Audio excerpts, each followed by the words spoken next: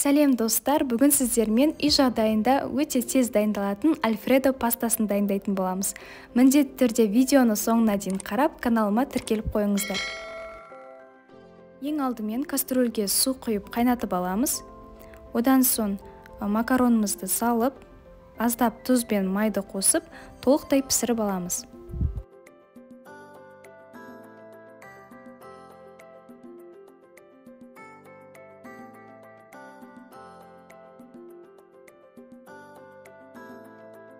Табаға бір ас қасықтай майды құйып қыздырып аламыз. Одан соң 2 сарымсақты салып, 1 минуттай қуырамыз.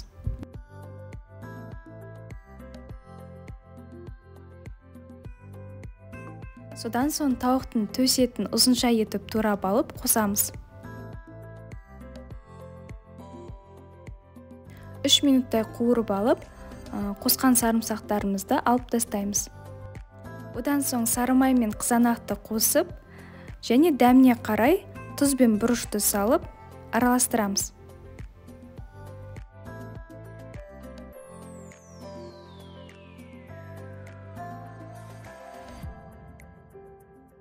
Қалауларыңыз бойынша болгар бұрышын қосуға да болады. Барлығын жақсылап 1 минуттай қуырып аламыз. 20% 200 мл сливкиді қосып араластырамыз. Одан соң піскен макаронымызды қосамыз.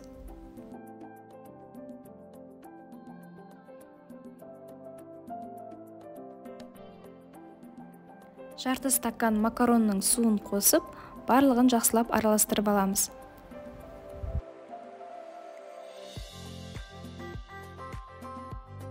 Соңында үстіне үккіштен ірімшікті өткізіп қосамыз.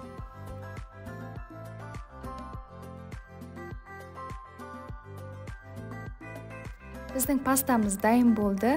Өте дәмді болып шығады, әрі тез дайындалады. Міндетті түрде осы рецептпен дайындап көрулеріңізге кеңес беремін. Және де рецепт ұнаса лайк басып, комментарий жазып, каналға тіркеліп қойыңыздар.